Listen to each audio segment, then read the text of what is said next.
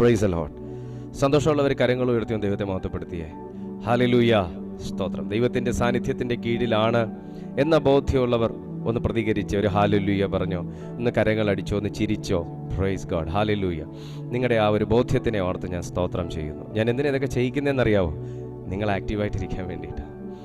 ആമേൻ. നമ്മൾ ആക്റ്റീവായിരിക്കണം ദൈവസന്നിധിയിൽ.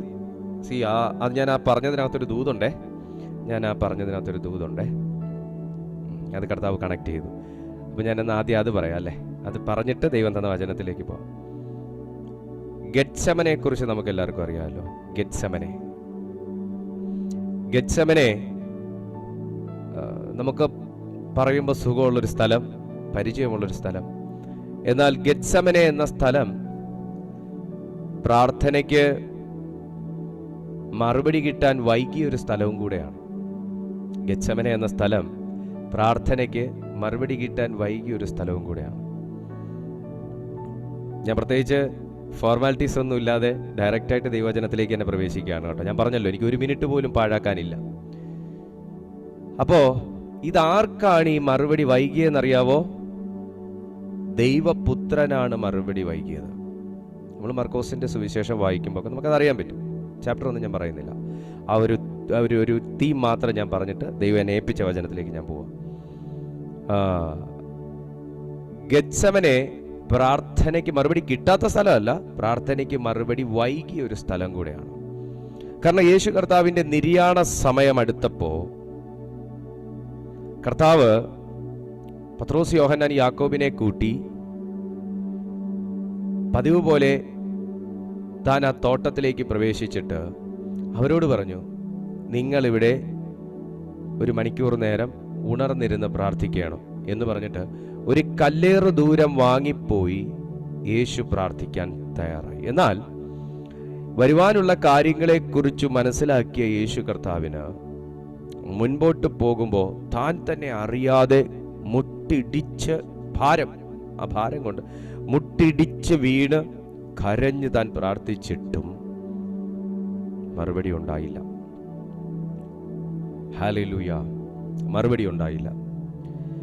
താൻ വീണ്ടും അസ്വസ്ഥനായി എഴുന്നേറ്റ് അങ്ങോട്ടും ഇങ്ങോട്ടും നടന്നിട്ട് വീണ്ടും പത്രോസ്, യോഹന്നാൻ, യാക്കോബിന്റെ അടുത്തേക്ക് വന്നപ്പോൾ അവർ ലൂക്കോസ് എഴുതിയ സുവിശേഷത്തിൽ പറയുന്നത്, ഇപ്പൊ ഞാൻ മർക്കോസിൽ നിന്നാ പറഞ്ഞു, ലൂക്കോസ് എഴുതിയ സുവിശേഷത്തിൽ വരുമ്പോൾ പറയുന്നത്, അവർ വിഷാദത്താൽ അവർ ഭാരം കൊണ്ട് അവർ ഉറങ്ങിപ്പോയി. യേശു കർത്താവിന്റെ മരണവേദനയ്ക്ക് തുല്യമായ ഭാരത്തോടുകൂടെ യേശു കർത്താവ് പ്രാർത്ഥിക്കുമ്പോൾ ഒരു പ്രെയർ സപ്പോർട്ടിന് വേണ്ടിയിട്ടാണ് ഈ 3 ശിഷ്യന്മാരെ കൂട്ടിക്കൊണ്ട് പോയിട്ട് പറയുന്നത്, നിങ്ങൾ ഇവിടെ ഇരുന്ന് പ്രാർത്ഥിക്കുക. പക്ഷേ ആദ്യത്തെ പ്രാർത്ഥനയിൽ മറുപടി കിട്ടിയില്ല.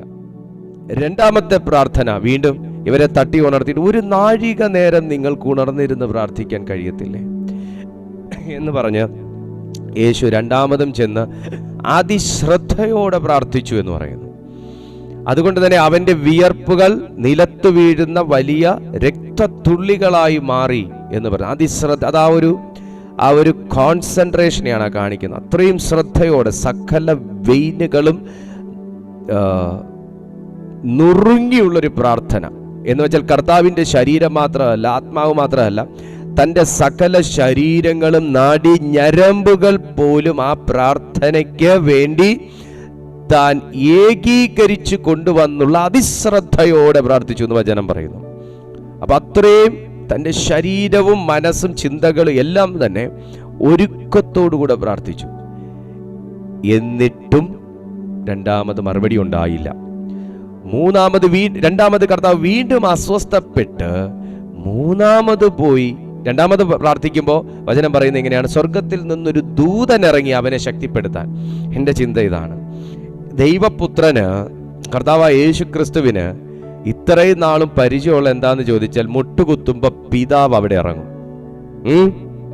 മുട്ടുകുത്തുമ്പോ ആ പ്രയർ സ്പോട്ടിൽ പിതാവ് ഇറങ്ങും, ദൈവാത്മാവ് ഇറങ്ങും, ദൈവം ഇറങ്ങും, അവിടെ തേജസ് വരും.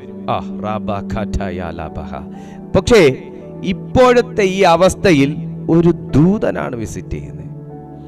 എന്നാൽ നമ്മൾ ഇതേ ചാപ്റ്റർ ലൂക്കോസിൽ പഠിക്കുമ്പോൾ നമ്മൾ മനസ്സിലാക്കുന്നത്, പത്രോസ്, യോഹന്നാൻ, യാക്കോബിനെ കൊണ്ട് ഒരിക്കൽ പ്രാർത്ഥനയിൽ കയറിയ പ്രാർത്ഥനയുടെ വ്യത്യസ്ത തലങ്ങൾ പഠിപ്പിക്കാൻ വേണ്ടി കയറിപ്പോയപ്പോൾ അവിടെ മോശയും ഏലിയാവും ഇറങ്ങി. മോശയും ഏലിയാവും ഇറങ്ങി. എന്നാൽ ഇപ്പോൾ ഒരു ദൂതനാണ് വരുന്നത്. എന്തോ പ്രതീക്ഷയ്ക്ക് വിരോധമായി വല്ലതും നടക്കുന്നുണ്ടോ? ഞാൻ യേശുവിനോട് ചോദിക്കാം, പ്രതീക്ഷയ്ക്ക് വിരോധമായി വല്ലതും നടക്കുന്നുണ്ടോ? ഇല്ല. ദൂതൻ ഇറങ്ങുന്നു. ദൈവം ഇറങ്ങുമെന്ന് വിചാരിക്കുന്നു, എന്നാൽ ദൂതൻ ഇറങ്ങുന്നു. ദൈവം സംസാരിക്കും എന്ന് വിചാരിച്ചു മുട്ടുമടക്കിയ യേശുവിന് ശക്തിപ്പെടുത്തുക എന്ന ഒരു ദൗത്യത്തോടുകൂടി ഒരു ദൂതനെ അയക്കുന്നു. 2023 പ്രാർത്ഥനയ്ക്ക് പ്രതീക്ഷിച്ചതുപോലെയുള്ള മറുപടികളായിരിക്കുകയല്ല വന്നത്. യേശു ആഗ്രഹിച്ചത് പിതാവ് ആ സ്പോട്ടിൽ വെളിപ്പെടുത്തണം എന്താണ് സംഭവിക്കുന്നത്, എനിക്ക് എന്താണ് സംഭവിക്കാൻ പോകുന്നത്. അപ്പൊ യേശു പറയാൻ, കർത്താവേ കഴിയുമെങ്കിൽ, അബ്ബാ പിതാവേ നിനക്ക് സകലവും കഴിയും.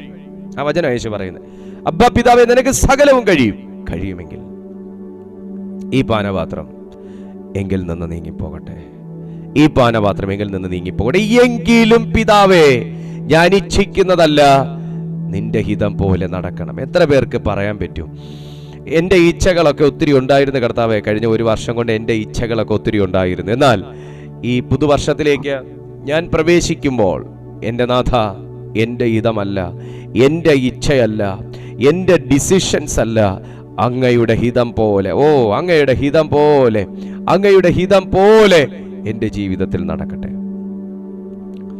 പ്രാർത്ഥിക്കുമ്പോൾ മൂന്നാമത്തെ വട്ടം കർത്താവിന് മറുപടി കിട്ടി. ഞാനൊരു ദൈവാലോചനയായിട്ട് നിങ്ങളോട് പറയാണ്, പ്രാർത്ഥിച്ചു മടുത്തുപോയ ആരെങ്കിലും ഉണ്ടോ? യേശു കർത്താവ് പോലും ഫസ്റ്റ് അറ്റംപ്റ്റിൽ മറുപടി വന്നില്ല, സെക്കൻഡ് അറ്റംപ്റ്റിൽ മറുപടി വന്നില്ല, പക്ഷെ ദൂതൻ ഇറങ്ങി. തേർഡ് അറ്റംപ്റ്റിന് വേണ്ടി യേശു മടിച്ചില്ല. അവിടെയാണ് എനിക്ക് പിടിക്കാനുള്ളത്. തേർഡ് അറ്റംപ്റ്റിന് യേശു മടിച്ചില്ല. കാര്യം എന്താണെന്നറിയാമോ? പതിവിനും വിരുദ്ധമായ ചില മാറ്റങ്ങൾ ആത്മമണ്ഡലത്തിൽ നടന്നു എങ്കിൽ പോലും അതിനെ വിവേചിക്കാൻ തക്കവണ്ണം യേശു കർത്താവ് കേപ്പബിൾ ആയിരുന്നു. അല്ലെങ്കിൽ യേശുവിന് അത്ര ഒരു ബോധ്യം സ്പിരിറ്റ് റിലത്തെ കുറിച്ചുണ്ടായിരുന്നു. ഇത് വെറുതെ ഒന്നും അല്ല, ഈ പ്രാർത്ഥനയുടെ മറുപടി തടയുന്ന എന്തോ ഒന്നുണ്ട്. അല്ലെങ്കിൽ ഞാൻ ഏറ്റെടുക്കാനിരിക്കുന്ന ദൗത്യം അത്രയും വലുതായതുകൊണ്ട് ആ ദൗത്യത്തിലേക്ക് വേണ്ടി എന്നെ ഒരുക്കിയെടുക്കുന്ന ഒരു പ്രത്യേക തലത്തിലുള്ള ഒരു പ്രാർത്ഥന. നിങ്ങൾ എന്നെ കേട്ടായിരുന്നു ഞാൻ പറഞ്ഞത്? ഞാൻ ഏറ്റെടുക്കാനിരിക്കുന്ന ദൗത്യം ഈ ഭൂമിയിൽ വേറൊരു മനുഷ്യനെ ഏറ്റെടുക്കാൻ ഒക്കത്തില്ല, ഒരാടിനി ഏറ്റെടുക്കാൻ ഒക്കത്തില്ല, ഒരു കാളക്കിനി ഏറ്റെടുക്കാൻ ഒക്കത്തില്ല, ഒരാട്ടുകൊറ്റനിനി ഏറ്റെടുക്കാൻ ഒക്കത്തില്ല. ഇത് ഞാൻ തന്നെ ഏറ്റെടുക്കേണ്ട ദൗത്യമാണ്. വളരെ സീരിയസ് ആയിട്ടുള്ള ഒരു പോയിന്റ് ഞാൻ പറയുന്നത്. ഇത് യേശു ഏറ്റെടുക്കേണ്ട ദൗത്യം. സുഹൃത്തെ, ഇത് യേശു ഏറ്റെടുക്കേണ്ട ദൗത്യം. നിങ്ങളുടെ വീട്ടിൽ ഇതുപോലുള്ള പ്രൈം റോളുകൾ ഏറ്റെടുക്കേണ്ടത് ഒരുപക്ഷെ നിങ്ങളായിരിക്കും. ഇതുപോലുള്ള വലിയ വലിയ ടാസ്കുകൾ ഏറ്റെടുക്കേണ്ടത് താങ്കളായിരിക്കും. അപ്പോ ഇവിടെ പഠിക്കാനുള്ളൊരു പാഠം എന്താണെന്നറിയാമോ? യേശു പ്രാർത്ഥിച്ചു, എന്നത്തെയും പോലെ പ്രാർത്ഥിച്ചു. ഫസ്റ്റ് അറ്റംപ്റ്റിൽ എന്നത്തെയും പോലെ പ്രാർത്ഥിച്ചു, മുട്ടുമടക്കി സ്വർഗസ്ഥനായ പിതാവെ ചൊല്ലി പ്രാർത്ഥിച്ചു. ഫസ്റ്റ് അറ്റംപ്റ്റ് കഴിഞ്ഞു. ഫസ്റ്റ് അറ്റംപ്റ്റിൽ മറുപടി കിട്ടിയില്ല. സെക്കൻഡ് അറ്റംപ്റ്റിൽ ദൂതൻ ഇറങ്ങുന്ന നിലയിലേക്ക് പ്രാർത്ഥന ഒന്നുകൂടെ വളർന്നു. തേർഡ് അറ്റംപ്റ്റിൽ അവൻ അതിശ്രദ്ധയോടെ പ്രാർത്ഥിച്ചു. അപ്പോ കർത്താവ് ആദ്യം പ്രാർത്ഥിച്ച പോലല്ല, രണ്ടാമത് പ്രാർത്ഥിച്ച പോലല്ല, മൂന്നാമത് വ്യത്യാസം ഉണ്ടായി. ക്ലിയർ? എന്തിനാണ് ഈ 6 മണിക്കൂറുകൾ നാം ദൈവസന്നിധിയിൽ വേറിട്ടിരിക്കുന്നത്?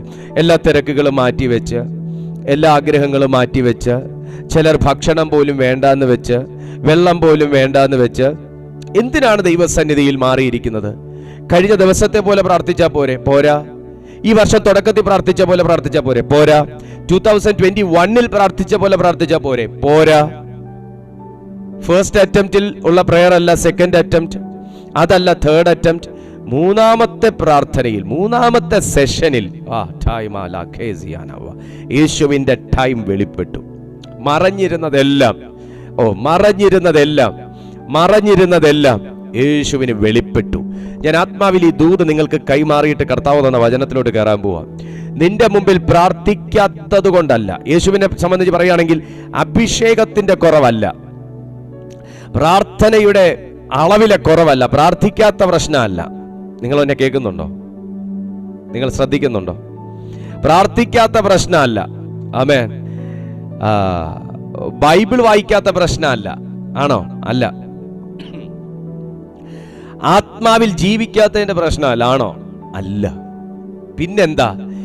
അവിടെയും പ്രാർത്ഥനയുടെ മറുപടിയെ തടയുന്ന എന്തോ ഒന്ന്. അവസാന സമയം വരെയും, ക്ലിയർ, അവസാന സമയം വരെയും കഴിയുമെങ്കിൽ യേശുവിനെ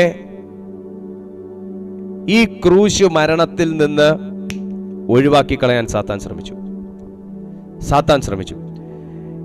യേശുവിനെ ക്രൂശോടടുപ്പിക്കുന്ന പിതാവിന്റെ പദ്ധതിക്ക് വിഘ്നമുണ്ടാക്കാൻ സാത്താൻ ശ്രമിച്ചു. അത് പരീക്ഷന്മാരിലൂടെ ശ്രമിച്ചു, ന്യായാധിപന്മാരിലൂടെ ശ്രമിച്ചു, പുരോഹിതന്മാരിലൂടെ ശ്രമിച്ചു, പിന്നെ അങ്ങനെ പലരിലൂടെയും ശ്രമിച്ചു. അവസാന സമയം വരെയും. അതാ യേശു ഒരിക്കൽ ഇങ്ങനെ പറഞ്ഞു, കഴിയുമെങ്കിൽ ഈ പാനപാത്രം ഇങ്കിൽ നിന്ന് നീക്കണം. ഇത് കേട്ടപ്പോൾ ഒരുപക്ഷെ സാത്താൻ ഒന്ന് പൊട്ടി ചിരിച്ചിട്ടുണ്ടായിരിക്കാം. ഞാൻ എൻ്റെ ഒരു ഇത് പറഞ്ഞതേ ഉള്ളൂ. പക്ഷെ ഉടനെ കർത്താവ് ആ ഫുൾ സ്റ്റോപ്പ് ഇടുന്നതിന് മുന്നേ കർത്താവ് ഒരു കോമ ഇട്ട് വീണ്ടും തുടങ്ങി. എങ്കിലും പിതാവേ, എൻ്റെ ഹിതമല്ല, എൻ്റെ ഇച്ഛ പോലെയല്ല, നിന്റെ ഹിതം പോലെ നടക്കട്ടെ. ഇന്ന് ദൈവത്തിന് അങ്ങനത്തെ ഒരു മനസ്സുള്ളവനെ, അങ്ങനത്തെ ഒരു തീരുമാനമുള്ളവനെ കർത്താവിന് വേണം കേട്ടോ. നിന്റെ ടൈം തീർന്നു പോയിട്ടില്ല, നിന്റെ സീസൺ കഴിഞ്ഞിട്ടില്ല, നിന്നെക്കുറിച്ചുള്ള ദൈവാലോചനയ്ക്ക് വ്യത്യാസമില്ല, നിന്നെക്കുറിച്ചുള്ള ദൈവേഷ്ടത്തിൽ മാറ്റമില്ല, നിന്റെ തെരഞ്ഞെടുപ്പ് ഇതുവരെ മാറിയിട്ടില്ല. കർത്താവിന് നിന്നെ വേണം. അവസാന സമയം വരെയും സാത്താൻ പോരാടിക്കൊണ്ടിരുന്നു. ഭൂമി ഉള്ളിടത്തോളം കാലം സുഹൃത്തെ പോരാട്ടങ്ങളുണ്ട്. സാത്താനിൽ നിന്നുണ്ട്, ആത്മമണ്ഡലത്തിൽ നിന്നുണ്ട്. ഭൂമി ഉള്ളിടത്തോളം കാലം പോരാട്ടങ്ങളുണ്ട്, പ്രശ്നങ്ങളുണ്ട്, പ്രതിസന്ധികളുണ്ട്, കഷ്ടപ്പാടുകളുണ്ട്. പക്ഷെ അതിനെയെല്ലാം ജയിപ്പാൻ യേശു മൂന്ന് സെഷനിൽ കർത്താവ് ഒരു പ്രാർത്ഥന നമുക്ക് കാണിച്ചു തന്നു. ഇതെല്ലാം നടക്കുന്നത് ഗെത്സമനയിലാണ്. ഗെത്സമന എന്ന മനോഹരമാകുന്ന തോട്ടത്തിനകത്ത് മറുപടികളില്ലാത്ത ചില മണിക്കൂറുകൾ ഉണ്ടായിരുന്നു. ഹല്ലേലൂയ. മറുപടികളില്ലാത്ത, ആശിച്ച മറുപടി ഇല്ലാതില്ല, പക്ഷേ താൻ ആശിച്ച മറുപടി വരാത്ത ചില മണിക്കൂറുകളുണ്ട്. നിന്റെ ജീവിതത്തിലുണ്ടോ അങ്ങനെ? ആശിച്ച മറുപടികൾ വരാത്ത, ആശിച്ച വിടുതലുകൾ കാണാത്ത, ആശിച്ച നിലകളിൽ കാര്യങ്ങൾ എത്താത്ത അവസ്ഥകളുണ്ടോ? എന്നാൽ കാര്യങ്ങൾ നടന്നു പോകുന്നില്ലേ? നടന്നു പോകുന്നു. ഇത് തന്നെയാണ് ഗെത്സമനയിൽ നടന്നത്. കാര്യങ്ങൾ നടന്നു പോകുന്നു, പ്രാർത്ഥന നടന്നു പോകുന്നു, പക്ഷേ ആശിച്ചതുപോലെ കാര്യങ്ങൾക്കൊരു നീക്കം വരുന്നില്ല. ആശിച്ചതുപോലെ കാര്യങ്ങൾക്കൊരു നീക്കം വരുന്നില്ല. എന്നാൽ മടുത്തു പോകാതെ മൂന്നാമതും പോയി മുട്ടുകുത്താൻ മടിക്കാത്ത കർത്താവിൻ്റെ മുമ്പിൽ ഒരു മറയ്ക്കും പിടിച്ചു നിൽക്കാൻ പറ്റിയില്ല, ഒരു തടസ്സങ്ങൾക്കും പിടിച്ചു നിൽക്കാൻ പറ്റിയില്ല. ഒന്നും കൂടെ പറഞ്ഞാൽ, സ്വർഗത്തിന് പിന്നെ വെറുതെ ഇരിക്കാൻ പറ്റിയില്ല. സ്വർഗം ചാഞ്ഞു, സ്വർഗം ചലിച്ചു, സ്വർഗം ഇറങ്ങി, സ്വർഗം തുറന്നു, സ്വർഗത്തിൽ നിന്ന് മറുപടി ഇറങ്ങി. ഇന്ന് ഞാൻ ആത്മാവിൽ ഈ ദൂത് പറയുകയാണ് സുഹൃത്തെ, നിന്റെ കഠിനമാകുന്ന ചില പ്രാർത്ഥനകളുടെ മുൻപിൽ, നിന്റെ വല്ലാത്ത മനോഭാവത്തോടുകൂടെയുള്ള പ്രാർത്ഥനകളുടെ മുമ്പിൽ, നിന്റെ അകമഴിഞ്ഞ ദൈവസ്നേഹത്തിന്റെ മുൻപിൽ എൻ്റെ ദൈവത്തിന് വെറുതെ ഇരിക്കാൻ പറ്റത്തില്ല.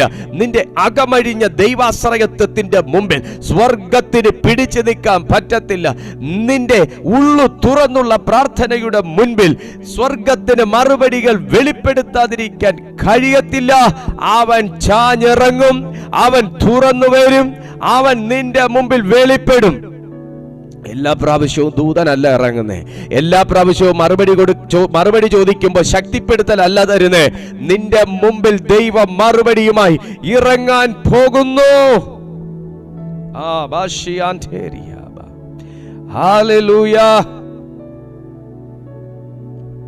എത്ര വിശ്വസ്തനായ ദൈവം അല്ലേ, എത്ര നല്ല കർത്താവല്ലേ.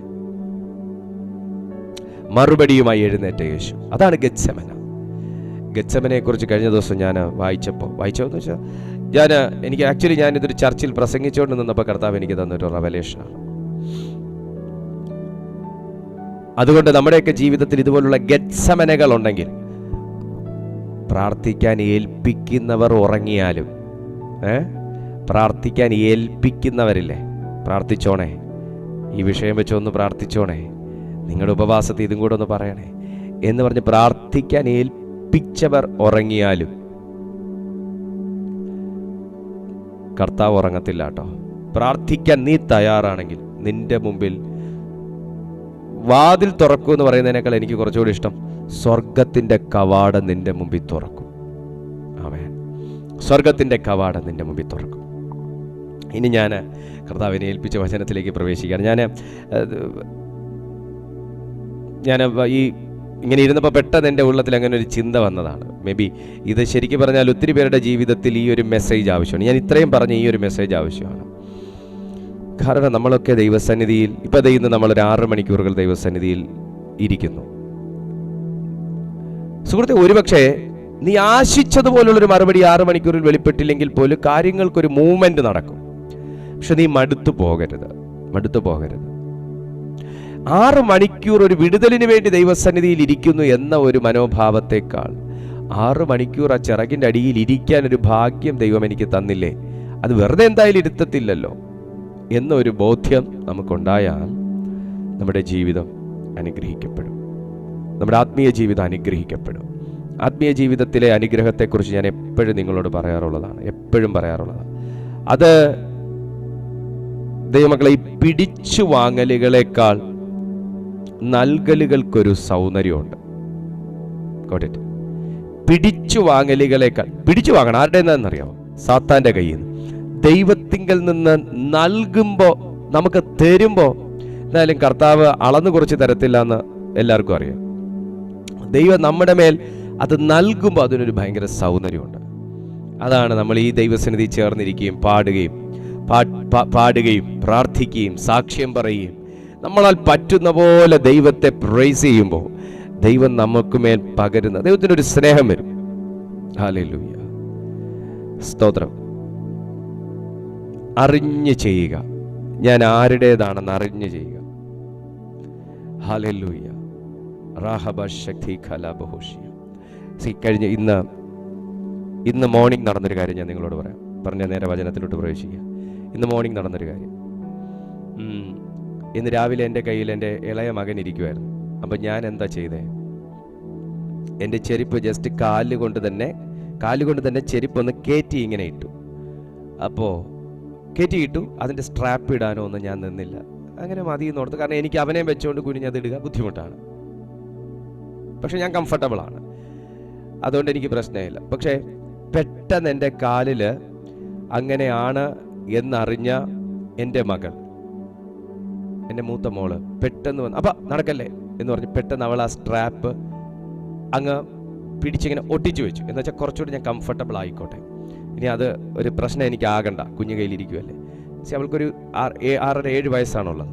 അവൾ പെട്ടെന്ന് വന്ന് ചെയ്തു തന്നു. ഞാൻ അവളോടൊന്നും പറഞ്ഞൊന്നുമില്ല, എന്നാലും മോളെ താങ്ക് യു എന്നൊന്നും ഞാൻ പറഞ്ഞൊന്നുമില്ല.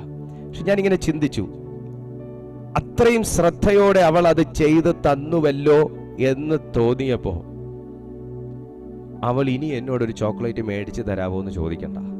എൻ്റെ ഉള്ളത്തിൽ ഇത് കിടക്കുന്നത് കൊണ്ട് തന്നെ എനിക്കൊരവസരം വരുമ്പോൾ ഞാൻ അവൾക്ക് മോളെ ഇത് നിന്റെ ഇരിക്കട്ടെ എന്ന് പറഞ്ഞാൽ മേടിച്ചു കൊടുക്കും. നീ ഇത് കഴിച്ചോ എന്ന് പറഞ്ഞാൽ ചോക്ലേറ്റ് മേടിച്ചു കൊടുക്കും. ഹല്ലേലൂയ. ഞാൻ പറഞ്ഞതിൻ്റെ ആ ഒരു ആഴം നിങ്ങൾക്ക് മനസ്സിലായോ മക്കളെ? നമ്മളെപ്പോഴും ദൈവത്തോട് കിടന്ന് തായോ തായോ തായോ തായോ തായോ ഈ ചോദിക്കുമ്പോഴല്ല, നമ്മൾ ഈ ആംബുലൻസ് ലൈറ്റ് ഇട്ട് കാണിക്കുമ്പോഴല്ല. കർത്താവിന് നമുക്ക് ആവശ്യമാണ്, നമുക്ക് ആവശ്യമാണ് ദൈവത്തിന് അറിയാം. പക്ഷേ നമ്മൾ കർത്താവിനെ കെയർ ചെയ്യുന്നു, നമ്മൾ ദൈവത്തെ സ്നേഹിക്കുന്നു. അത് പ്രത്യേകിച്ച് എനിക്ക് വിസ കിട്ടാൻ വേണ്ടിയിട്ടല്ല, എനിക്ക് ജോലി കിട്ടാൻ വേണ്ടിയിട്ടല്ല, ഞാൻ അങ്ങോട്ട് പറയുന്നില്ല. ഈ കാര്യം നടക്കാൻ വേണ്ടിയിട്ടല്ല ഇവൻ എൻ്റെ കൂടെ കൂടിയേക്കുന്നേ എന്ന് തിരിച്ചറിയുമ്പോൾ തോന്നുന്ന ഉള്ളത്തിൽ നിന്ന് വരുന്നൊരു ആത്മാർത്ഥമായ സ്നേഹമുണ്ട്. അത് ദൈവത്തിങ്കിൽ നിന്ന് ഈ വർഷം നമുക്ക് പ്രാപിക്കണം. ഹല്ലേലൂയ, പ്രാപിക്കണം. അതാണ് നമ്മുടെ ഏറ്റവും വലിയൊരു ആവശ്യം. നാം ഇന്ന് ദൈവത്തിങ്കിൽ നിന്ന് അത് പ്രാപിക്കാനായി പോവുകയാണ്. ഒരു നിമിഷം കണ്ണുകൾ നിങ്ങൾക്ക് അടച്ച് ഒരു നിമിഷം കണ്ണുകൾ അടച്ച് ഒന്ന് ദൈവസന്നിധിയിൽ നിങ്ങളൊന്ന് പ്രാർത്ഥിച്ച്, കർത്താവേ എന്നൊന്ന് വിളിച്ച്, യേശുവേ എന്നൊന്ന് വിളിച്ച്,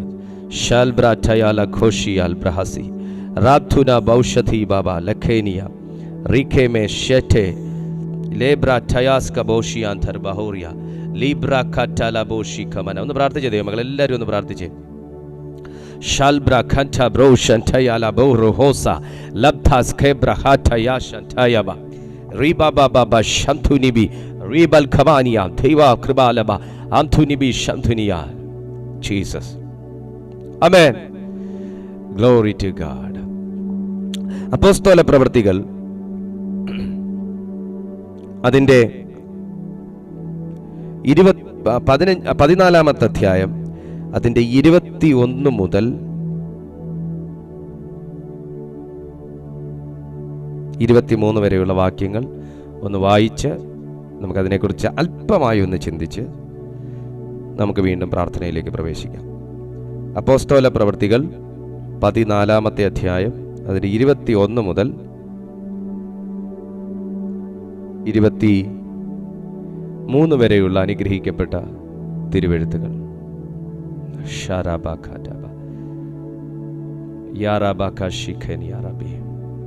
നിങ്ങൾ ബൈബിളുള്ള എല്ലാവരും ഒന്ന് ബൈബിൾ തുറന്നേ.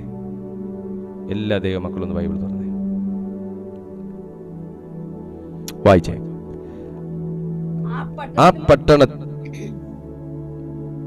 ആ പട്ടണത്തിലും സുവിശേഷം അറിയിച്ച് പലരെയും ശിഷ്യരാക്കിയ ശേഷം അവർ ലുസ്ത്ര, ഇക്കോന്യ, അന്ത്യോക്യ എന്ന പട്ടണങ്ങളിലേക്ക് മടങ്ങിച്ചെന്നു.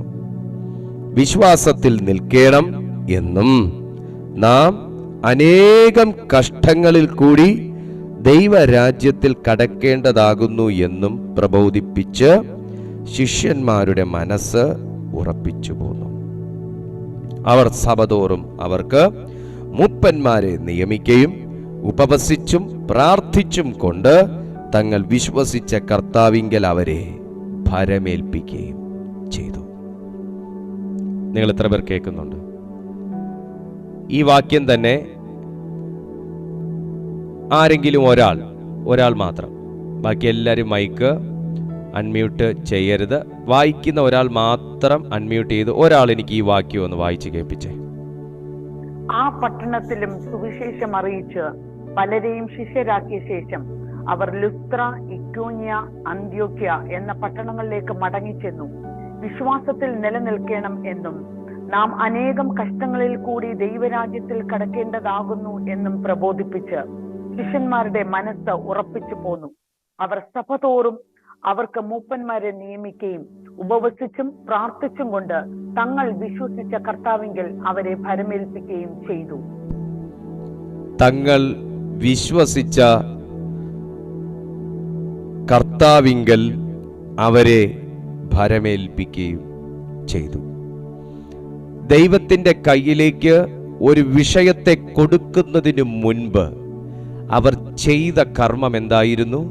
അവർ ചെയ്ത കാര്യം എന്തായിരുന്നു? അവർ ഉപവസിച്ചു, അവർ പ്രാർത്ഥിച്ചു. ഒരു ഹല്ലേലൂയ പറയാൻ പറ്റുമോ? ആമേൻ. അവർ ഉപവസിച്ചു, അവർ പ്രാർത്ഥിച്ചു. ദൈവമല്ലേ, ദൈവത്തിന്റെ കൈയല്ലേ, മനുഷ്യരല്ലേ, ദൈവമല്ലേ വലുത്. അപ്പൊ മനുഷ്യരെ കൊണ്ട് കഴിയാത്തത് ദൈവത്തിന്റെ കയ്യിലേക്കല്ലേ കൊടുക്കുന്നത്? അതിന് ഫോർമാലിറ്റീസ് ആവശ്യമുണ്ടോ എന്നൊക്കെ നമുക്ക് വേണമെങ്കിൽ മാനുഷിക ബുദ്ധി ചിന്തിക്കാം.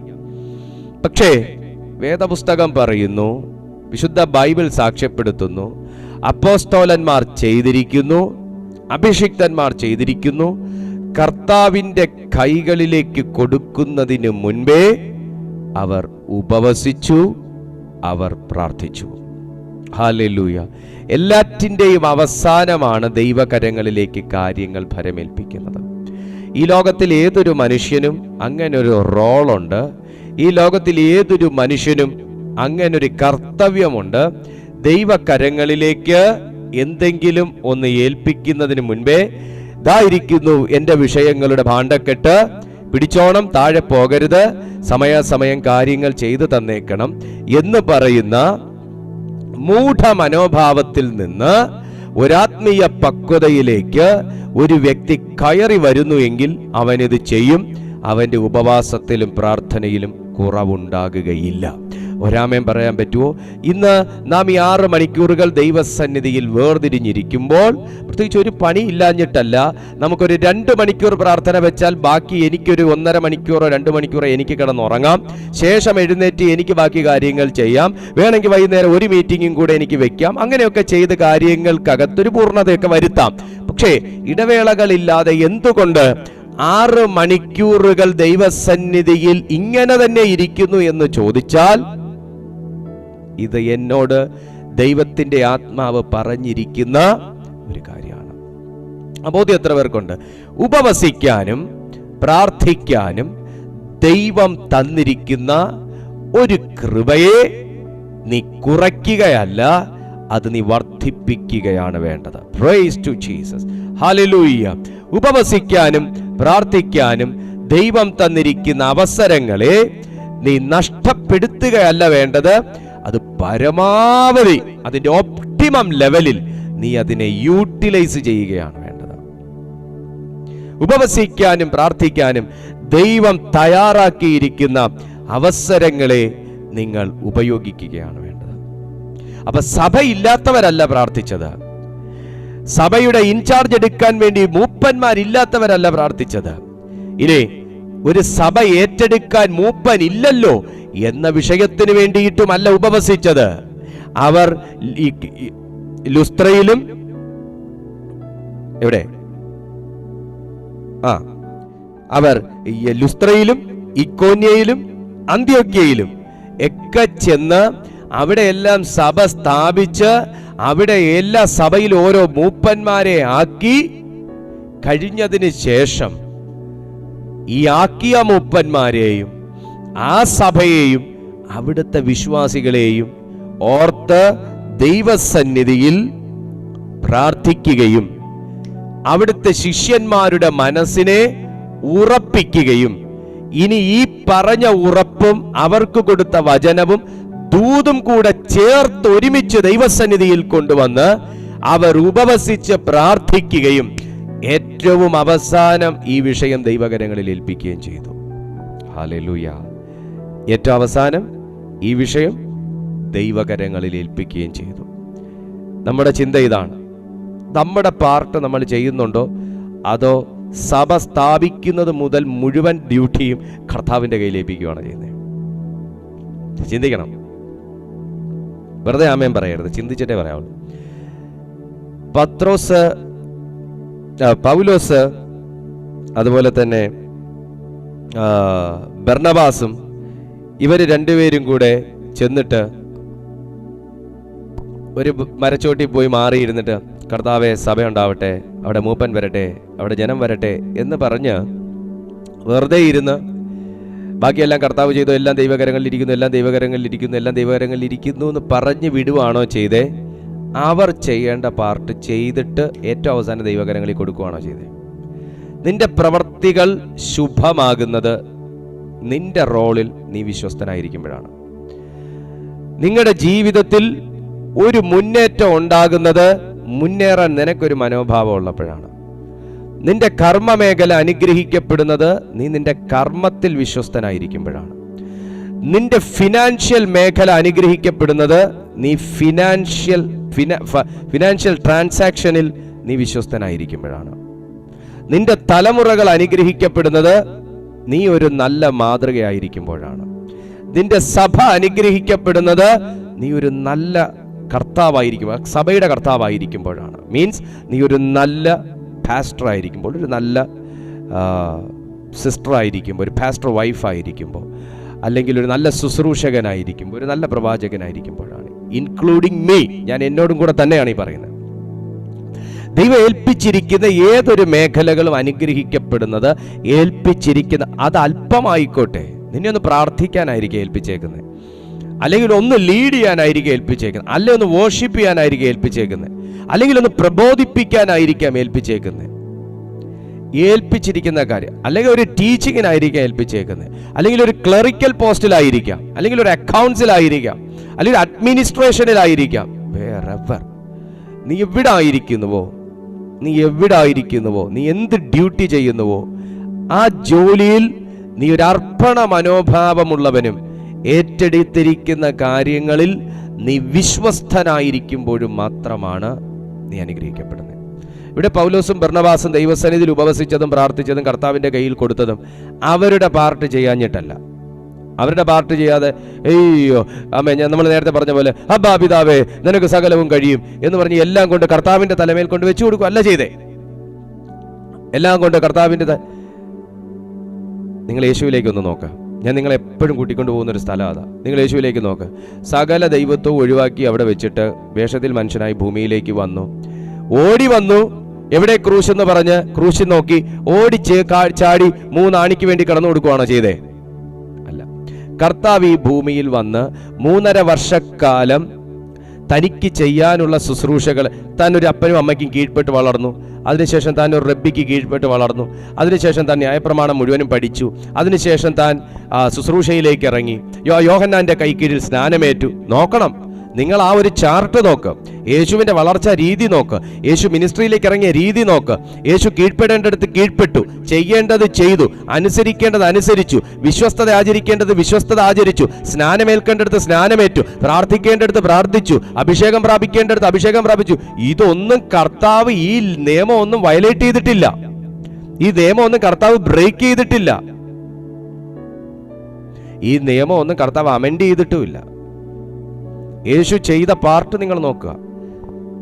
നമ്മളെ ദൈവം അനുഗ്രഹിക്കുന്നില്ല, ഉയർത്തുന്നില്ല, ഉപയോഗിക്കുന്നില്ല, വളർത്തുന്നില്ല എന്ന് നമ്മൾ പരിഭവം പറയുമ്പോൾ നിങ്ങൾ യേശുവിൻ്റെ ആ ഒരു ലിവിങ് സ്റ്റൈൽ നിങ്ങൾ നോക്കിയേ. എല്ലായിടത്തും കീഴ്പ്പെട്ട് അനുസരിച്ച് ചെയ്ത് ഇത് രാവിലെ ഇന്നലെ രാത്രി ഞാൻ ഒരാളുമായിട്ട് സംസാരിച്ചപ്പോൾ പറയുമായിരുന്നു, ഒരു കാര്യമായിട്ട് ബന്ധപ്പെട്ട് സംസാരിച്ചപ്പോൾ അവരൊരു ഒരു ടാക്സ് ഇഷ്യൂ, ഒരു ഇൻകം ടാക്സ് ഇഷ്യൂവിൽ അവർക്കൊരു നോട്ടീസ് വന്നതുമായിട്ട് ബന്ധപ്പെട്ട് എന്നോട് സംസാരിച്ചപ്പോൾ എനിക്ക് പെട്ടെന്ന് എൻ്റെ ഉള്ളത്തിൽ ഒരു ആലോചന ഇങ്ങനെ വന്നു.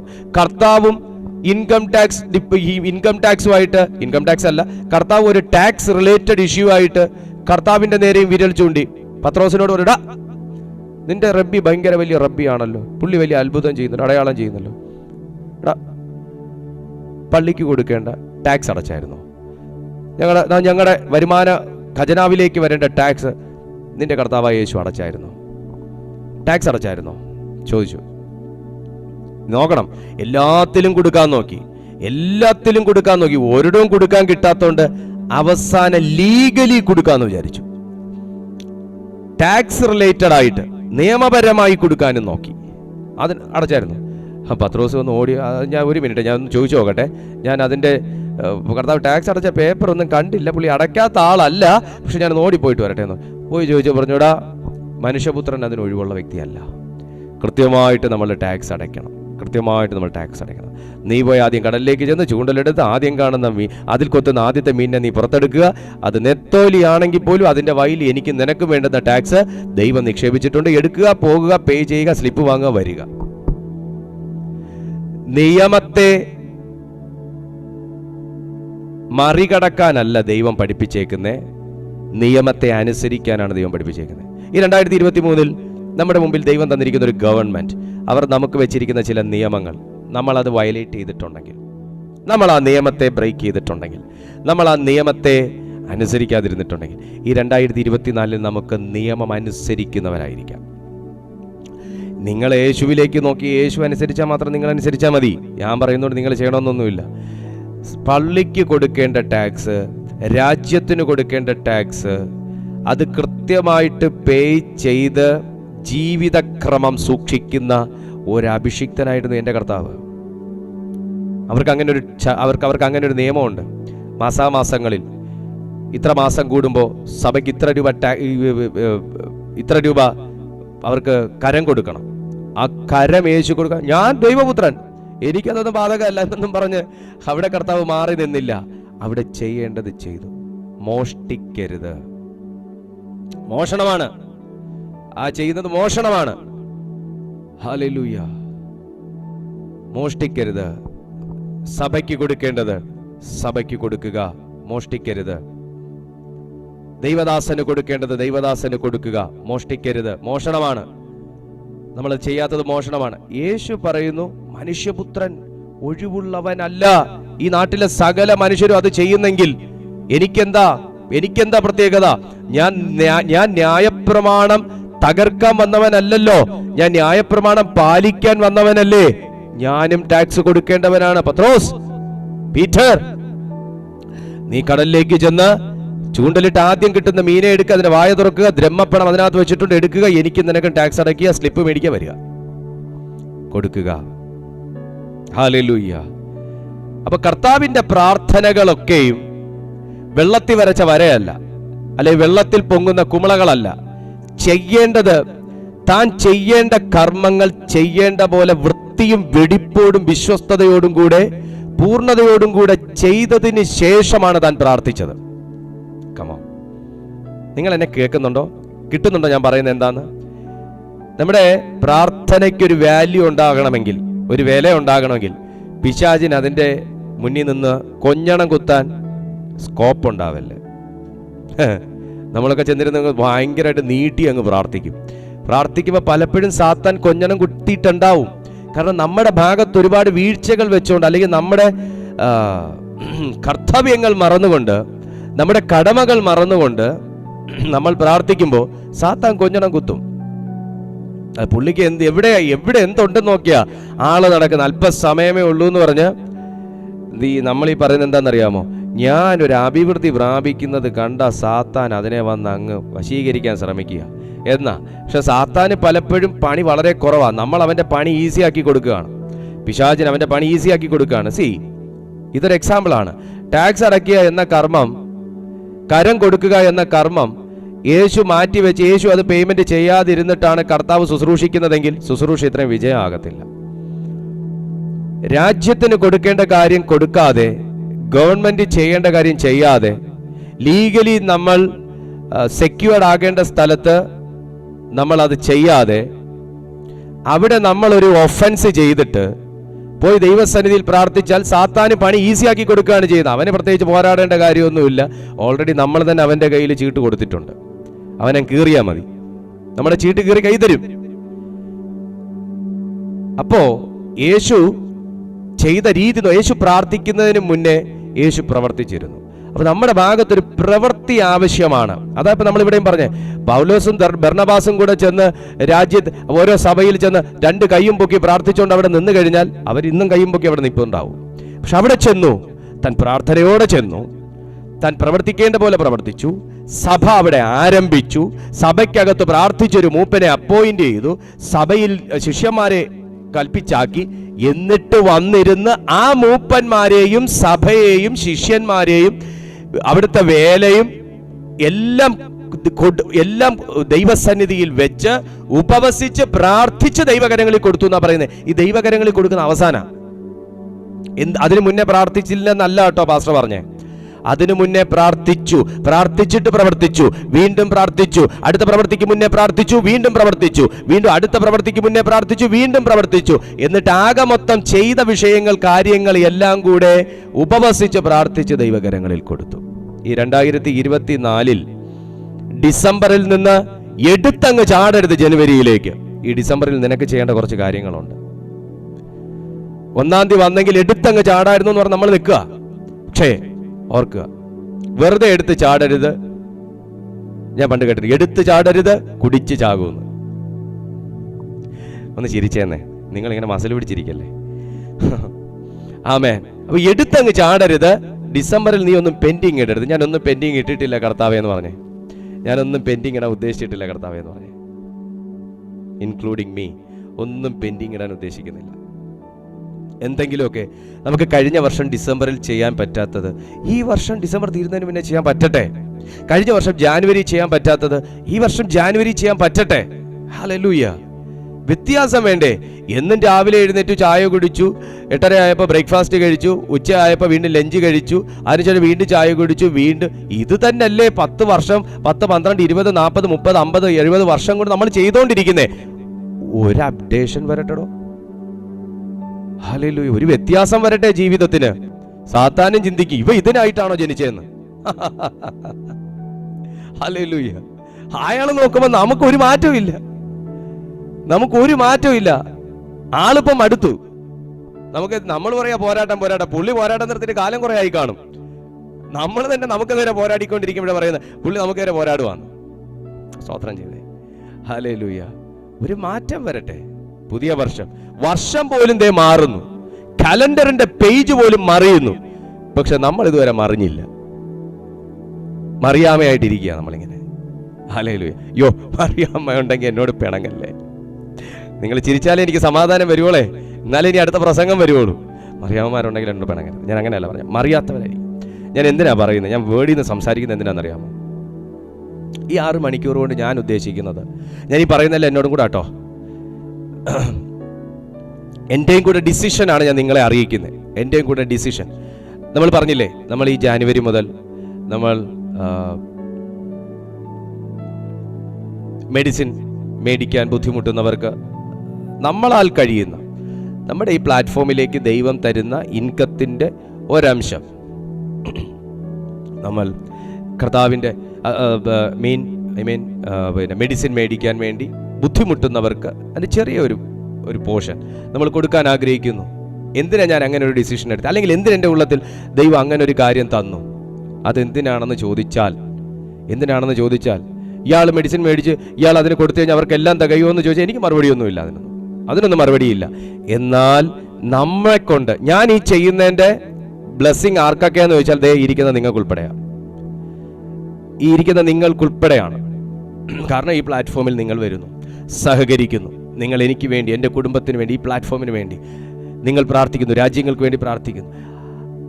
അതുകൊണ്ട് ദൈവം എന്നിലൂടെ നിങ്ങൾക്ക് എല്ലാവർക്കും വേണ്ടി ചെയ്യുമ്പോൾ അതിൻ്റെ ബ്ലെസ്സിങ് നിങ്ങൾക്ക് എല്ലാവർക്കും കൂടെയാണ്. ഹല്ലേലൂയ. നമ്മളത് എന്തിനു ചെയ്യുന്നു? എനിക്ക് കഴിഞ്ഞ വർഷം ജാനുവരിയിൽ എനിക്കത് ചെയ്യാൻ പറ്റിയില്ല, അതുകൊണ്ട് ഞാൻ ഈ വർഷം ജാനുവരിയിൽ ചെയ്യുന്നു. അപ്പോൾ എനിക്കൊരു പറയാനൊരു കാര്യമുണ്ട്. അപ്പോൾ ഒരു ചെറിയൊരു വളർച്ച വന്നിട്ടുണ്ട്. എങ്ങനെ? ചെറിയൊരു വളർച്ച നമുക്ക് സ്പിരിച്വലി വന്നിട്ടുണ്ട്. അതുകൊണ്ടാണ് നമ്മൾ കഴിഞ്ഞ വർഷം ജാനുവരി ചെയ്യാൻ പറ്റാത്തത് ഈ വർഷം ജാനുവരി ചെയ്യുന്നത്. അടുത്ത വർഷം ജാനുവരിയിൽ നമ്മൾ മറ്റൊരു വ്യക്തിക്ക് വീട് വെച്ച് കൊടുക്കും. ഒരാമയം പറഞ്ഞേ. വീടില്ലാത്തൊരു വ്യക്തിക്ക് സന്തോഷമില്ലേ? എനിക്ക് ഭയങ്കര സന്തോഷമുണ്ട്. ഞാൻ പറയുകയാണ്, ഞാൻ വീട് വെച്ച് കൊടുക്കും. അടുത്ത വർഷം ജാനുവരിയിൽ ഞാൻ വീട് വെച്ച് കൊടുക്കും. ഞാൻ പറയുക, ഞാൻ വിശ്വാസത്തോടെ പറയുക. കർത്താവിന് എന്താ അസാധ്യമായിട്ടുള്ളത്? മേളിൽ നിന്ന് ഇറങ്ങി വന്ന് ചെയ്യത്തൊന്നുമില്ല. അതാണ് ആകെ മൊത്തം ക്രിസ്തീയ കോളത്തിന് പറ്റിയേക്കുന്ന ഒരു അമളി. അതാ, മേളിൽ നിന്ന് ഇറങ്ങി വന്ന് ചെയ്യത്തൊന്നുമില്ല, താഴെ അപ്പോയിന്റ് ചെയ്തിരിക്കുന്ന എന്നിലൂടെ ചെയ്യിക്കും. ദൈവം ചെയ്യും എന്ന് പറയുമ്പോൾ മേളിൽ നിന്ന് ആൾ അങ്ങനെ ഇറങ്ങി വന്ന് ചെയ്യത്തൊന്നുമില്ല. എന്നെ വെറുതെ ഇവിടെ 3 നേരം ഭക്ഷണം കഴിക്കാനല്ല ആക്കിയേക്കുന്നേ, താഴെ ജീവിക്കുന്ന എന്നിലൂടെ അവിടുന്ന് വഴികൾ തുറന്നു തന്ന് ചെയ്യിക്കും. അങ്ങനെയാണ് നമ്മൾ പഠിക്കേണ്ടത്. Praise God. ഹല്ലേലൂയ. നമ്മൾ ഈ നീട്ടി വാങ്ങാൻ വേണ്ടി മാത്രമുള്ളവരല്ല, കൊടുക്കാൻ കൂടെ ഉള്ളവരാണ്. ഒരു ആമേൻ പറഞ്ഞേ. Praise God. ഹല്ലേലൂയ. നമ്മൾ ചെയ്യും. എഫദ ഇൻ ജീസസ് മിനിസ്ട്രീസ് ചെയ്യും. ഹല്ലേലൂയ. അതുപോലെ ഒന്നുകൂടെ പറഞ്ഞേ, അടുത്ത വർഷം നമ്മുടെ ഈ മീറ്റിംഗ് നമ്മുടെ പ്രെയർ ഹാളിനകത്ത് വെച്ച് നടത്തും. അതിന്റെ ലൈവ് ആയിരിക്കും വിടുന്നേ. ഒരാമേൻ പറയാൻ പറ്റുമോ? സന്തോഷമില്ലാന്ന് തോന്നുന്നു. അടുത്ത വർഷം ഇതുപോലത്തെ മീറ്റിംഗ് പ്രെയർ ഹാളിനകത്തുനിന്ന് ലൈവ് വിടും. ഒന്ന് പറഞ്ഞേ. യൂട്യൂബിൽ കാണുന്നവരൊന്ന് പറഞ്ഞേ ദൈവമക്കൾ. ആരെങ്കിലുമൊക്കെ ഒന്ന് സപ്പോർട്ട് ചെയ്യും. നിങ്ങൾ ആര് പറഞ്ഞില്ലെങ്കിലും പാസ്റ്റർ പറയും. പാസ്റ്ററിന് അത്ര ഉറപ്പുണ്ട്. ഹല്ലേലൂയ. ആമേൻ. അടുത്ത വർഷത്തെ ലൈവ് ചർച്ചിനകത്തുനിന്നായിരിക്കും പോകുന്നത്. ആമേൻ. കർത്താവ് അത് ചെയ്യുന്നതിനാണ് ഞാൻ ദൈവത്തെ സ്തുതിക്കുന്നു. അപ്പോ പറഞ്ഞു വന്നതിന്റെ സാരം, നമ്മൾ ചെയ്യേണ്ട പാർട്ട് ചെയ്യുക. സമയം മുമ്പോട്ട് പോകുന്നു. അപ്പോൾ ആ പട്ടണത്തിലും സുവിശേഷം അറിയിച്ച് പലരെയും ശിഷ്യരാക്കിയ ശേഷം അവർ ലുസ്ത്ര, ഇക്കോന്യ, അന്ത്യോക്യ എന്ന പട്ടണങ്ങളിലേക്ക് മടങ്ങിച്ചെന്നു. ശിഷ്യരാക്കിയ ശേഷം മടങ്ങിച്ചെന്നു. കർത്താവ് ഏൽപ്പിച്ച ഒരു ദൗത്യം ചെയ്തതിന് ശേഷമുള്ള മടങ്ങി വരവെന്ന് പറയുന്നത്. എൻ്റെ കൂടെ ഉണ്ടോ നിങ്ങൾ? കർത്താവ് ഏൽപ്പിച്ച ദൗത്യം. ഇതൊക്കെ ഭയങ്കരമായിട്ട് സ്പിരിച്വൽ സ്പാർക്കിംഗ് ഉണ്ടാക്കുന്ന പോയിന്റ് ആണേ. അവര് വീട്ടിൽ നിന്ന് പുറപ്പെട്ടു. അനുകൂല സാഹചര്യത്തിനകത്താണോ അവർ ഇപ്പൊ ഈ പണി ചെയ്തതെന്ന് പുറകിലോട്ട് നോക്കിയാൽ നിങ്ങൾക്ക് മനസ്സിലാവും. ഈ 19-ാമത്തെ അധ്യായം വായിച്ചാൽ 21-ാമത്തെ അധ്യായം ഇവരെങ്ങനെ എഴുതി വെച്ചു എന്ന്, 19-ാമത്തെ വാക്യം വായിച്ചാൽ 21-ാമത്തെ വാക്യം ഇവർ എങ്ങനെ എഴുതി എന്ന് നമ്മൾ തല കുത്തി നിന്ന് ചിന്തിച്ചാലും നമുക്ക് മനസ്സിലാവൂല. 19-ാമത്തെ വാക്യം ഒന്ന് വായിച്ചേ. ഒന്ന് വായിച്ചേ, ആരെങ്കിലും ഒരാളൊന്ന് 19-ാമത്തെ വാക്യം ഒന്ന് വായിച്ചേ. അപ്പോസ്തല പ്രവർത്തികൾ 14-ാമത്തെ അധ്യായം അതിന്റെ 19-ാമത്തെ വാക്യം ഒന്ന് വായിച്ചേ.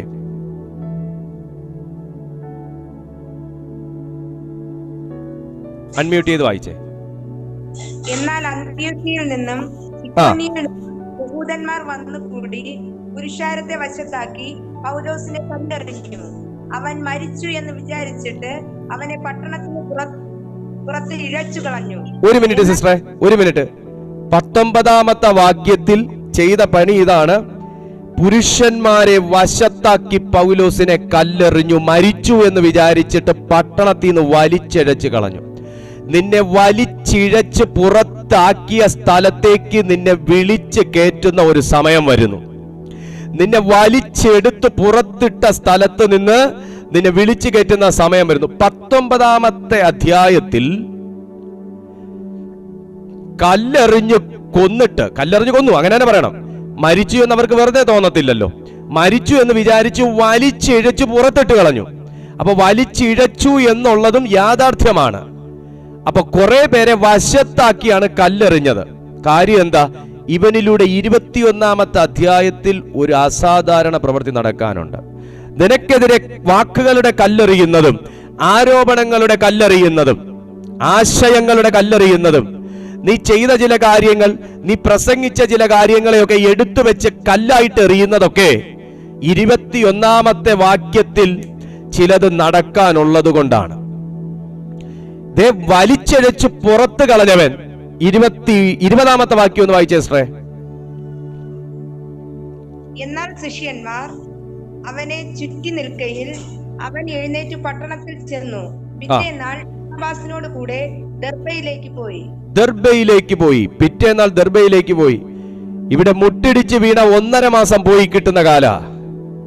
1.5 മാസം എഴുന്നേറ്റ് നടക്കാൻ മേലാത്ത അവസ്ഥയിലാകുന്നിടത്ത് ഒരു പുരുഷാരം മുഴുവൻ, യഹൂദന്മാരുടെ പൊക്കവും വണ്ണവും ആരോഗ്യവും എന്നൊക്കെ വെച്ചാൽ ചെറുതൊന്നും അല്ല. അവിടുത്തെ കല്ലെന്ന് വെച്ചാൽ ഇവിടെ നമ്മള് ടാറിന്റെ കൂടെ മിക്സ് ചെയ്യുന്ന ചെറിയ കല്ലുമല്ല, ചെറിയ ചിപ്സ് പോലത്തെ കല്ലൊന്നും അല്ല. നല്ല 1-ാം തരം ഉരുളാൻ കല്ലാണ്. ഓൾഡ് ഈസ് ഗോൾഡ് എന്ന് പറയുന്ന പോലെ പണ്ടത്തെ ഒരു എറിയൊക്കെ കിട്ടിയതാ. എനിക്ക് കൊണ്ടിട്ടൊന്നുമില്ല, ഞാൻ പറഞ്ഞതാ. അപ്പൊ അങ്ങനത്തെ കല്ലെടുത്ത് പൗലോസിനെ എറിഞ്ഞു എന്ന് പറയുമ്പോൾ വളഞ്ഞിട്ടെറിഞ്ഞു. ആളുടെ ബോധം പോയത് കൊണ്ട് വലിച്ചഴച്ചതുപോലെ അറിയാത്തത്. മരിച്ചു എന്ന് അവർ ഉറപ്പിച്ചു എന്ന് പറഞ്ഞാൽ ഇവന് കണ്ണുണ്ടോ മൂക്കുണ്ടോ വായുണ്ടോ എന്ന് അറിയാൻ പറ്റാത്ത രീതിയിൽ രക്തത്തിൽ കുളിച്ചു.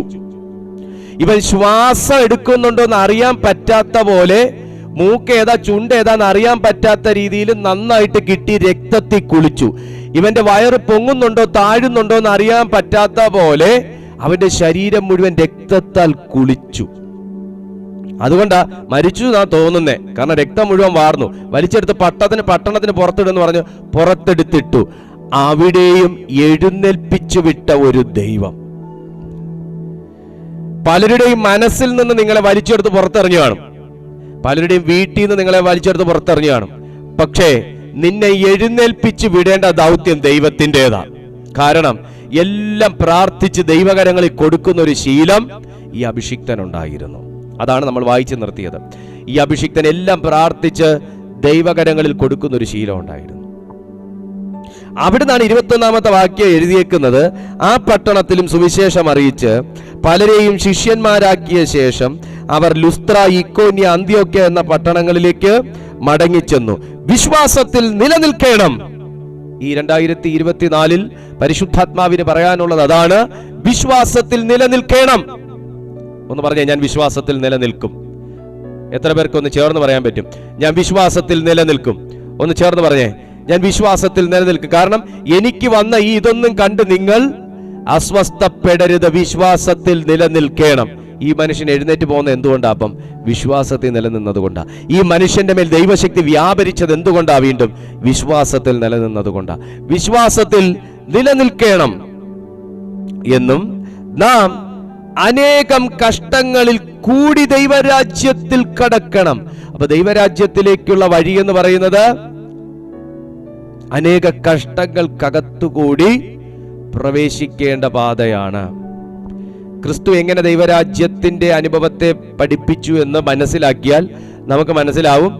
വെറുതെ വീട്ടിൽ നിന്ന് ഇറങ്ങുക, കാറിന്റെ ഡോറ് തുറക്കുക, കീട്ട് സ്റ്റാർട്ട് ചെയ്യുക, നേരെ ദൈവരാജ്യം എന്ന് പറഞ്ഞ് ചാടിക്കേറുക എന്നൊരളവിലല്ല എന്ന്. ചെയ്യേണ്ട കാര്യങ്ങളുണ്ട്, മനസ്സിലാക്കേണ്ട കാര്യങ്ങളുണ്ട്, സഹിക്കേണ്ട കാര്യങ്ങളുണ്ട്, പഠിക്കേണ്ട കാര്യങ്ങളുണ്ട്, പഠിപ്പിക്കേണ്ട കാര്യങ്ങളുണ്ട്. ഇങ്ങനെ പലതിനകത്തുകൂടി കാണരുതാത്ത കാര്യങ്ങളുണ്ട്, കാണേണ്ട കാര്യങ്ങളുണ്ട്, കേൾക്കരുതാത്ത കാര്യങ്ങളുണ്ട്, കേൾക്കേണ്ട കാര്യങ്ങളുണ്ട്, പറയരുതാത്ത കാര്യങ്ങളുണ്ട്, പറഞ്ഞു കൊടുക്കേണ്ട കാര്യങ്ങളുണ്ട്. ഇങ്ങനെ പലതിനകത്തുകൂടിയും നാം ദൈവരാജ്യത്തിൽ കടക്കേണ്ടതാകുന്നു. ഈ ദൈവരാജ്യത്തിന്റെ അകത്തേക്ക് പ്രവേശിക്കുന്നത് വരെയുള്ള പോരാട്ടേ ഉള്ളൂ. ഹല്ലേലൂയ. കടക്കേണ്ടതാകുന്നു എന്നും ശിഷ്യന്മാരുടെ മനസ്സ് ഉറപ്പിച്ചു പോന്നു. അപ്പൊ മനസ്സിളകാൻ സാധ്യതയുള്ളത് കൊണ്ടാണ് മനസ്സുറപ്പിക്കുന്നത്. മനസ്സിളകാൻ സാധ്യതയുണ്ട്. നമ്മൾ ഇത്രയും പ്രസംഗം കേട്ടാലും ഇത്രയൊക്കെ പ്രാർത്ഥിച്ചാലും മനസ്സിളകാൻ സാധ്യതയുണ്ട്.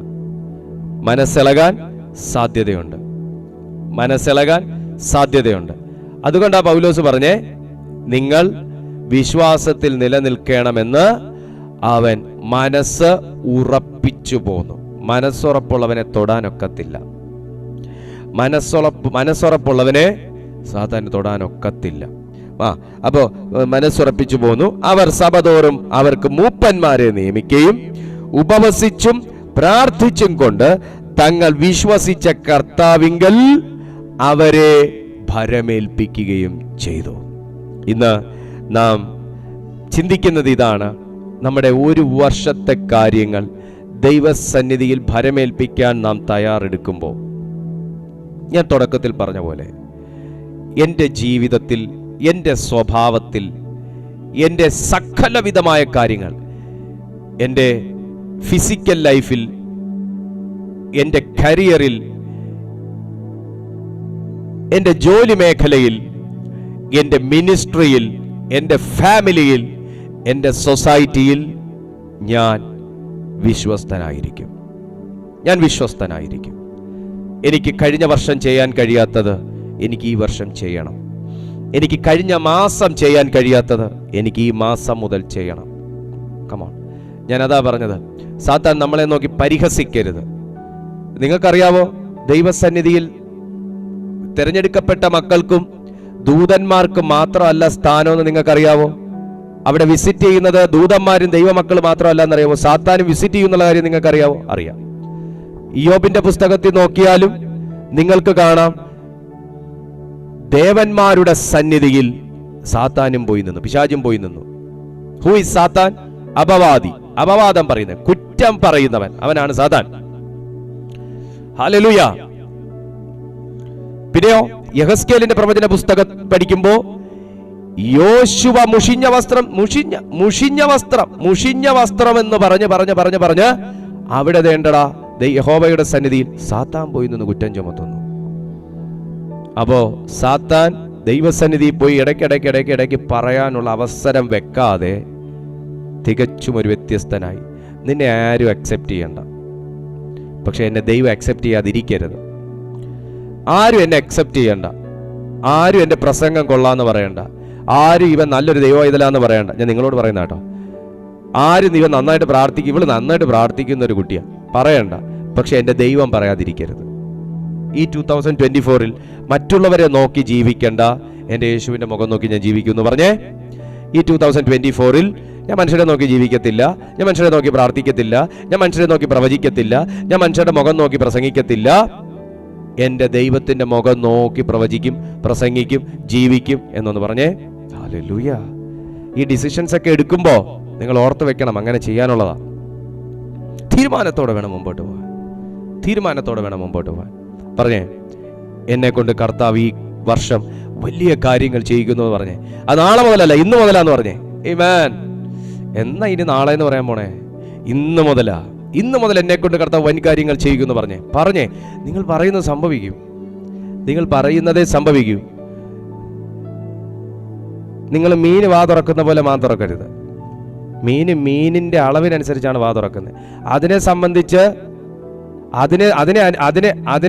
അതിനെ തട്ടിച്ച് നോക്കുവാണെങ്കിൽ അതിന്റെ മാക്സിമമാണ് അത് വാതുറക്കുന്നത്. മീൻ വാറക്കുന്നില്ലേ, മേ മേ മേ മേ മേ മേ എന്ന് പറഞ്ഞ് അത് അതിന്റെ മാക്സിമം ആണ് ചെയ്യുന്നത്. You have to do your maximum. You can do that. നിങ്ങൾ നിങ്ങളുടെ മാക്സിമത്തിൽ വാതുറക്കുക. ഞാൻ എന്തെങ്കിലും പറയുമ്പോൾ മേ മേ മേ മേ മേ എന്ന് പറയരുത്, അത് മീനാ, അത്രേ ഉള്ളോ. അപ്പൊ നമ്മുടെ ജീവിതത്തിൽ അത്രേ നടക്കൂ. Praise God. നമ്മൾ നമ്മുടെ മാക്സിമത്തിൽ നമ്മൾ ചെയ്യും. ദൈവം തന്നിരിക്കുന്നതിനൊത്താണ്. എന്റെ കർത്താവിനെ പ്രൈസ് ചെയ്യണോ? എനിക്ക് പറ്റുന്നതിന്റെ മാക്സിമം. എന്റെ കർത്താവിന് വേണ്ടി എന്തെങ്കിലും ചെയ്യണമോ? എനിക്ക് പറ്റുന്നതിന്റെ മാക്സിമം. എനിക്ക് ദൈവം തന്നിരിക്കുന്ന അളവിന്റെ മാക്സിമം. കർത്താവിന് വേണ്ടി എന്തെങ്കിലും ഒന്ന് ചെയ്യണം, അയക്കാൻ വർഷിപ്പ് ചെയ്യാൻ പറ്റുമോ? വർഷിപ്പ് എനിക്ക് പറ്റുന്നതിന്റെ മാക്സിമം. അതിനെന്റെ ശബ്ദം കൊള്ളാവോ? അത് കൊള്ളാവോ? ഇത് എനിക്ക് ദൈവം തന്നിരിക്കുന്നതിന്റെ മാക്സിമം. എനിക്കൊരു വ്യക്തിയെ സുവിശേഷം പറയണം, എനിക്ക് പറ്റുന്നതിന്റെ മാക്സിമം. അത്രേ പറ്റൂ, അതിനപ്പുറം ഒന്നും പറ്റില്ല. അപ്പുറത്തെ അച്ഛൻ ചെയ്യുന്ന പോലെ ഒന്നും എനിക്ക് ചെയ്യാൻ പറ്റത്തില്ല. എനിക്ക് പറ്റുന്നതിന്റെ മാക്സിമം. ഈ വർഷം ചെയ്യാവോ? ഈ പുതിയ വർഷം ചെയ്യാവോ? ഒരു വ്യക്തിയോട് ഒരു മാസത്തിൽ അറ്റ്ലീസ്റ്റ് ഒരു വ്യക്തിയാണ് പറഞ്ഞ കേട്ടോ, അറ്റ്ലീസ്റ്റ് ഒരു വ്യക്തി. ആഴ്ചയിൽ ഒന്ന് എടുത്താൽ പോലും 4 ആഴ്ച മിനിമം ചെയ്യാം, അല്ലെ 3 ആഴ്ച നമുക്ക് ചെയ്യാം. ഒരു മാസത്തിൽ 3 വ്യക്തിയോട് സുവിശേഷം പറയാം. പറ്റുമോ? എനിക്ക് പറ്റുന്നതിന്റെ മാക്സിമം. അങ്ങനെ ഒരു കോളിംഗ് എനിക്ക് ഉണ്ടെങ്കിൽ, അങ്ങനെ ഒരു ഗിഫ്റ്റ് എനിക്ക് ഉണ്ടെങ്കിൽ, ഞാൻ അറ്റൻഡ് ചെയ്യുന്ന മീറ്റിംഗിലേക്ക് അറ്റ്ലീസ്റ്റ് ഒരു വ്യക്തിയെ ഒരു മാസം പുതിയതായിട്ട് ജോയിൻ ചെയ്യിക്കാൻ എനിക്ക് പറ്റുമോ? എനിക്ക് തന്നിരിക്കുന്നതിന്റെ മാക്സിമം. പുതിയൊരു വ്യക്തി, ഇങ്ങനെ ഒരു കൂട്ടായ്മ നടക്കുന്നുണ്ട്, വചനം കേൾക്കാൻ താല്പര്യമുണ്ടോ? Come and join and be blessed. പറയുക, എനിക്ക് പറ്റുന്നതിന്റെ മാക്സിമം. അത്രേ പറ്റൂ. അപ്പുറത്ത് അവർ 10 പേരെ കൊണ്ടുവന്നു എന്ന് പറഞ്ഞ് എനിക്കത് പറ്റില്ല. എനിക്ക് ആ 10 പേരെ കൊണ്ടുവരാൻ കഴിവുണ്ടെങ്കിൽ ഞാൻ കൊണ്ടുവരും. ദൈവം തന്നിട്ടുണ്ടെങ്കിൽ കൊണ്ടുവരും. 100 പേരാണെങ്കിൽ അങ്ങനെയും കൊണ്ടുവരും. അത്രേ ഉള്ളൂ. ആ മറ്റുള്ളവരെ വെച്ച് നമ്മൾ നോക്കണ്ട. എനിക്ക് പറ്റുന്നതിന്. പക്ഷെ ഞാൻ മീൻ വാതുറക്കുമ്പോൾ ആയിരിക്കരുത് തുറക്കുന്നത്. ഞാൻ മീൻ വാതുറക്കുമ്പോൾ ആകരുത്. ഞാൻ മുതല വാതുറക്കുമ്പോൾ തുറക്കാൻ കിടന്ന് പിടിക്കുകയും വേണ്ട. കാരണം ഞാൻ മനുഷ്യനാണ്. സ്തോത്രം, ഹല്ലേലൂയ. ഇത്ര പേർക്ക് സന്തോഷമുണ്ട്. പൗലോസും ബർന്നബാസും ചെയ്തത് അവരുടെ മാക്സിമമാണ്. Got it. പൗലോസും ബർന്നബാസും ചെയ്തത് അവരുടെ മാക്സിമമാണ്. പക്ഷെ അവരതിൽ കുറച്ചില്ല. അവർ അവരുടെ മാക്സിമം ചെയ്തപ്പോൾ ദൈവം അവരുടെ പ്രാർത്ഥന കേട്ടു. ദൈവം അവരുടെ പ്രാർത്ഥന കേട്ടു. ദൈവം അവരെ ഉപയോഗിച്ചു. ഒരു പുരുഷാരത്തിനും അവരുടെ ശുശ്രൂഷ ബന്ധിക്കാൻ പറ്റിയില്ല. ഒരു പുരുഷാരത്തിനും അവരുടെ യാത്ര തടയാൻ പറ്റിയില്ല. ഒരു പുരുഷാരത്തിനും അവരുടെ ദർശനത്തെ കെട്ടാൻ കഴിഞ്ഞില്ല. ഒരു പുരുഷാരത്തിനും അവരുടെ അഭിഷേകത്തെ ബന്ധിക്കാൻ കഴിഞ്ഞില്ല. ഒരു കല്ലുകൾക്കും അവരെ തകർത്തിടാൻ കഴിഞ്ഞില്ല. കാരണം അവർക്ക് ദൈവസന്നിധിയിൽ ഭരമേൽപ്പിക്കുന്ന ഒരു പ്രത്യേക നിയോഗത്തിലാണ് അവർ ജീവിച്ചത്. ഇന്ന് എത്ര പേർക്ക് പറയാൻ കഴിയും, എന്റെ ജീവിതം ഞാൻ ദൈവസന്നിധിയിൽ ഭരമേൽപ്പിക്കാൻ പോകുവാണ്, എന്റെ ജീവിതം ഞാൻ ദൈവസന്നിധിയിൽ ഭരമേൽപ്പിക്കാൻ പോവുകയാണ്. വിശ്വസിക്കുന്നവർ മാത്രം ഒന്ന് ചേർന്ന് പറഞ്ഞു, എന്റെ ജീവിതം ഞാൻ ദൈവസന്നിധിയിൽ. നിങ്ങൾ പറയുന്നില്ല. എന്റെ ജീവിതം ഈ വർഷം ഞാൻ ദൈവസന്നിധിയിൽ ഭരമേൽപ്പിക്കാൻ പോകുകയാണ്. നിങ്ങൾക്ക് എത്ര പേർക്ക് അത് പറയാൻ പറ്റുന്നുണ്ട്? എന്റെ ജീവിതം ഞാൻ ദൈവസന്നിധിയിൽ ഭരമേൽപ്പിക്കാൻ പോവുകയാണ്. കഴിഞ്ഞ വർഷം ഞാൻ ചെയ്യാത്തത് ഈ വർഷം ഞാൻ ചെയ്യും. പറഞ്ഞേ. കഴിഞ്ഞ മാസം ഞാൻ ചെയ്യാത്തത് ഈ മാസം ഞാൻ ചെയ്യും. ഒന്ന് ചേർന്ന് പറയാൻ പറ്റുന്നവർ മാത്രം ഒന്ന് പറഞ്ഞേ. എങ്കിൽ നിങ്ങളുടെ കരങ്ങളെ ദൈവം ഉപയോഗിക്കാൻ പോകുകയാണ്. നിങ്ങളുടെ കരങ്ങളെ ദൈവം ഉപയോഗിക്കാൻ പോകുകയാണ്. നിങ്ങളുടെ കരങ്ങളെ ദൈവം ഉപയോഗിക്കാൻ പോവുകയാണ്. കമോൺ, നിങ്ങളെ ദൈവം എന്നെ ഉപയോഗിക്കാൻ പോവുകയാണ്. നിങ്ങളുടെ മാക്സിമം നിങ്ങൾക്ക് പുതിയതായി ചെയ്യുവാൻ. ഇതാ ഞാൻ പുതിയതൊന്നും ചെയ്യുന്നു എന്ന് പറയുമ്പോൾ, കർത്താവേ അത് എന്നിലൂടെ ചെയ്യണമേ എന്ന് പറയുന്ന മൈ ഫാദർ.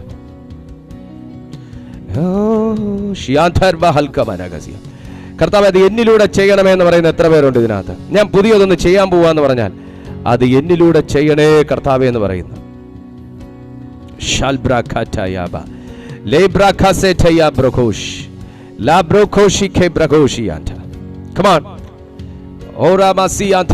എന്നാൽ ദൈവം നിന്നെ ഉപയോഗിക്കാൻ പോവുക. ഈ വരുന്ന വർഷം നീ ചോദിച്ചതിലും നനച്ചതിലും അത്യന്തം പരമായി കർത്താവ് നിന്റെ ജീവിതത്തിൽ ചെയ്യാൻ പോകും. നീ ഒരു ഡിസിഷൻ എടുത്താൽ കർത്താവ് ആ ഡിസിഷന്റെ കൂടെ നിൽക്കും. നീ ഒരു തീരുമാനം എടുത്താൽ അതിന്റെ കൂടെ കർത്താവ് നിൽക്കും. നീ ഒരു തീരുമാനം എടുത്താൽ അതിന്റെ കൂടെ കർത്താവ് നിൽക്കും.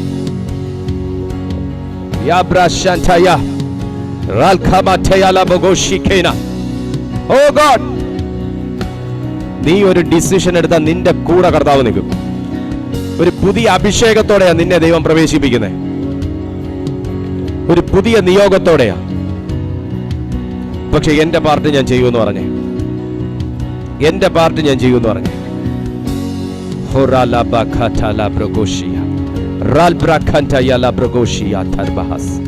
എന്റെ പാർട്ട് ഞാൻ ചെയ്യുമെന്ന് പറഞ്ഞേ. ഓ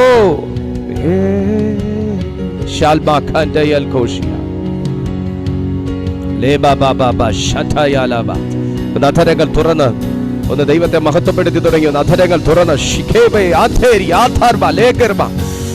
ഓ, നിന്റെ കഴിഞ്ഞ വർഷത്തെ പരാജയം നീ ഇനി കാണത്തില്ല. കഴിഞ്ഞ വർഷത്തെ തകർച്ച നീ ഇനി കാണത്തില്ല. കഴിഞ്ഞ വർഷത്തെ യാതൊരു ബന്ധന കാരണവും ഇനി കാണത്തില്ല. കാരണം I am going to change in Christ. I am going to change in Christ. This year I am going to celebrate with Jesus Christ. ഞാൻ എൻ്റെ യേശുവുമായിട്ട് ഈ വർഷം ഞാൻ സന്തോഷിക്കാൻ പോവാ. Come on. Ya brasente ya la bosh. Ya albakatara bogoshiala. എൻ്റെ യേശുവുമായി മാത്രം ഞാൻ ഉണരുന്നതും ഉറങ്ങുന്നതും എൻ്റെ യേശുവോടുകൂടെ. എൻ്റെ വിശ്വാസം വർദ്ധിക്കട്ടെ, എൻ്റെ ആരാധന വർദ്ധിക്കട്ടെ, എൻ്റെ സ്തുതി സ്തോത്രങ്ങൾ വർദ്ധിക്കട്ടെ, എനിക്ക് ദൈവവുമായിട്ടുള്ള ബന്ധം വർദ്ധിക്കട്ടെ. Hallelujah, hallelujah. Oh Jesus. റൽബ പ്രഗോഷിയാതയ ലിഗബറകതയ ലബോഗോഷയ ലബറകസികെബെ ബാബാ. Glory, glory, glory. Shantaya la brakasi kameniatani. Holy Spirit. കർത്താവേ, ഞാൻ ഈ ജനത്തെ അങ്ങയുടെ കരങ്ങളിലേക്ക് തരുന്നു. അവിടുന്ന് അത്യത്ഭുതമാകുന്ന കാര്യങ്ങൾ ഈ ജനത്തിന് വേണ്ടി അവിടുന്ന് ചെയ്യുന്നുവല്ലോ. ഞങ്ങളുടെ കൂട്ടായ്മ ദൈവകരങ്ങളിൽ ഏൽപ്പിക്കുന്നു. ഇതൊരാനന്ദമായി, ഇതൊരഭിഷേകമായി, സ്വർഗതുല്യമായ ഒരു ആരാധന വെളിപ്പെടുന്ന ഇടമായി അനുദിനം അനുദിനം അനുദിനം ഇതിനെ ദൈവം വർദ്ധിപ്പിക്കണമേ. ഇന്ന് ഈ മീറ്റിംഗിൽ അറ്റൻഡ് ചെയ്തിരിക്കുന്ന ഓരോ ജനത്തെയും കർത്താവായ യേശുവിൻ്റെ നാമത്തിൽ ഞാൻ ബ്ലസ് ചെയ്ത് പ്രാർത്ഥിക്കുന്നു. ഇവരുടെ ജീവിതം ഒരു പുതിയ അനുഭവമായി, ഒരു പുതിയ കൃപയായി, ഒരു പുതിയ ശക്തിയായി ദൈവാത്മാവേ ഈ പുതുവർഷത്തിൽ മാറട്ടെ. യേശുവിൻ നാമത്തിൽ തന്നെ ആമേൻ.